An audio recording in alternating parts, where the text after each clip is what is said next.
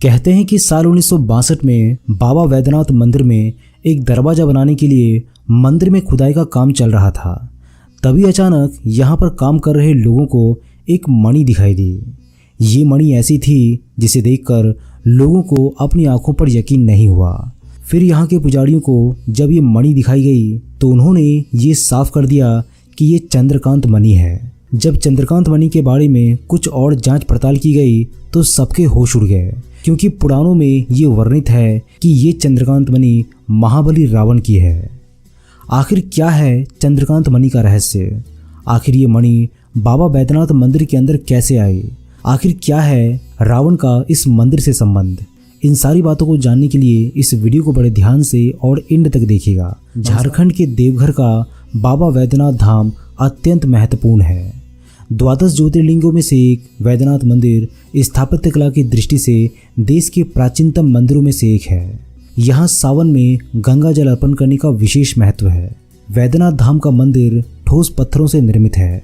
मंदिर के मध्य प्रांगण में बना भगवान शिव का भव्य और विशाल मंदिर मनमोहक है।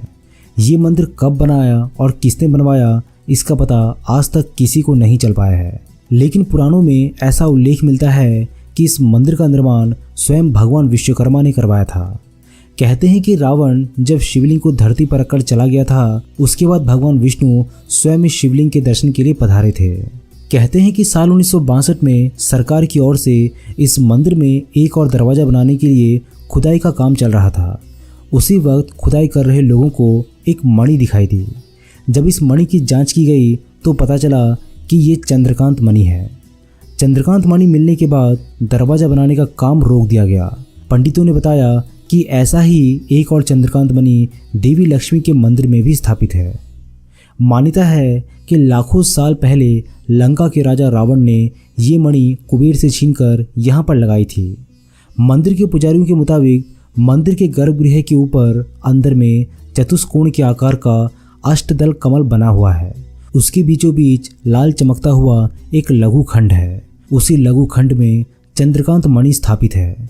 रात में होने वाली श्रृंगार पूजा में शिवलिंग पर जो चंदन का लेप किया जाता है, उसके ऊपर रात भर चंद्रकांत मणि से बूंदें टपकती रहती है।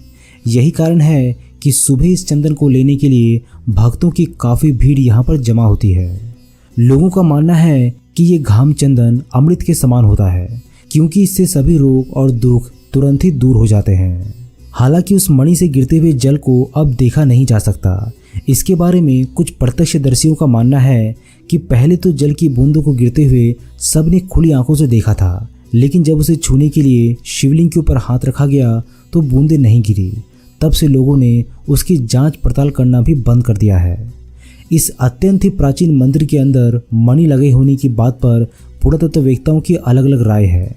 उनका कहना है कि बाबा मंदिर के 74 फीट ऊंचे गुंबज को संतुलन बनाए रखने के उद्देश्य से ही अमूल्य रत्नों से जड़ित किसी यंत्र को बाबा वैद्यनाथ मंदिर के भीतर पड़ाकोष्ठ में स्थापित किया गया होगा, जिसे लोगों ने पुराणों में वर्णित चंद्रकांत मणि मान लिया है। दोस्तों, ये तो हुई चंद्रकांत मणि की बात, लेकिन क्या आपने कभी ये सोचा है कि जहाँ हर एक मंदिर पर कभी न कभी प्राकृतिक आपदाओं के चलते मंदिरों को कुछ न कुछ क्षति अवश्य पहुंची है, लेकिन बाबा वैद्यनाथ धाम में आज तक कोई भी प्राकृतिक आपदा क्यों नहीं आए? दोस्तों, आपको जानकर आश्चर्य होगा कि इस मंदिर में एक ऐसी चीज़ प्राचीन काल से ही लगी है जिसके कारण इस मंदिर को कोई आँच भी नहीं आ सकती। और इसके बारे में